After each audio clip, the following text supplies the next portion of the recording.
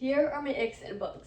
My qualifications include having a NetGala account, and that's it. So let's go. I have all my icks on my lovely computer, who I absolutely adore. Look how cute she is. So we're gonna get right into it. Some of these are not very niche, some of these are, I would say, pretty niche, so let's get straight into it. The first one is a book series that have 0.5 of them. I don't know many people do this, but like Shannon Messenger, she always does this. Like, why are we only giving us half the book? Like, why are we only getting half of the graphic novel? Like, what? I don't see the point. Like, it just feels so annoying, and just like once you get into it, like it's because people are gonna buy it obviously, so it just feels like a way to get people to spend more money. I just don't like it. Like, no thank you. Like, I would rather you just release a full book. I know you're trying to do more money, but like it's so annoying. Like, please don't. My next thing is really obvious, which is a love triangle. I absolutely hate love triangles. I don't think I've ever read a good love triangle. Love triangles just annoy me because I don't know. I don't think anyone's ever written a love triangle the right way. It kind of feels like a way for the author to like switch the like romantic thing. I get it because it adds some like, ooh, like who are they gonna choose? But I just look at some of their reviews and it's honestly annoying to read about. I'm just like, I don't know, like this is a kind of like yucky thing to me. Like, no thank you. Like, I just want you just choose one. Like, please get on with it. My next thing is sacrificing a good mystery to have the unique ending. Now this is really specific. I've never heard anyone else talk about this, but this is my biggest ick because I'm a humongous mystery reader. I read so many mysteries. I love mysteries. I adore mysteries. Basically that's what most of I read. I mainly read mysteries. So I've read lots of mysteries with plenty of different endings, and you have, once you sort of read mysteries, if you just read a few, you kind of start to, get some different types of endings that happen.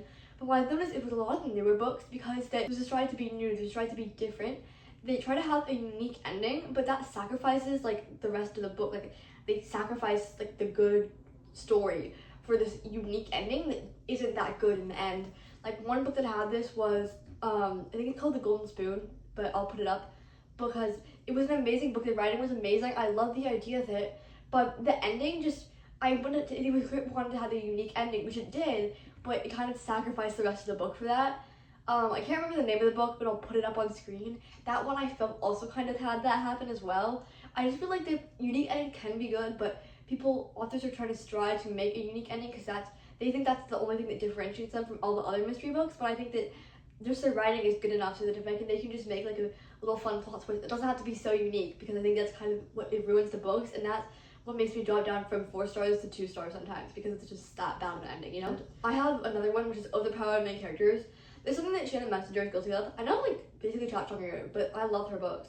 And also Sarah J Maas is really also guilty of this, because I'll talk about Sarah J Maas because basically I haven't finished, I'm on Kingdom Dash, I haven't finished it. Basically the main character, I don't even know how to say her name. The main character, she becomes too overpowered, and she keeps defeating all the enemies. And so the authors, like Sarah J Maas and Shannon Messenger, what they end up doing is making something happen so that the main character, like, they get trapped somewhere, they get stuck, like they get stuck in a box, for example, with their last series, like whatever, something like that. And it is good to have things like that. Like, I'm not against like characters getting kidnapped or having things happen, but it's like clear that it only happens because they get too good. Like, they can defeat everyone, but they shouldn't be able to. So like, it's not like they don't make an enemy that they can't defeat. Instead, they can defeat a single enemy, and so they have to like be gone for a bit, so stuff can happen, and then they won't be able to.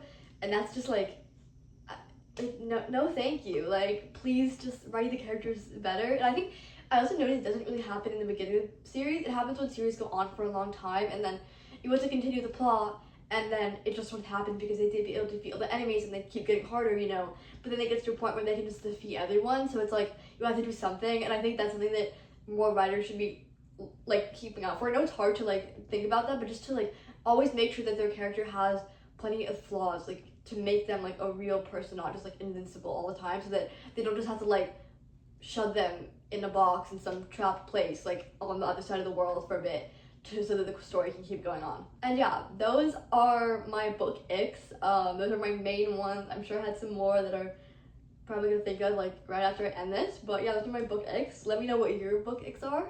Do you agree with me? I hope you do. Actually, no, I don't care if you do, but because I fully strongly believe in these. But yeah, let me know your thoughts. Let me know what your book icks are. Yeah, thank you all for watching. Bye.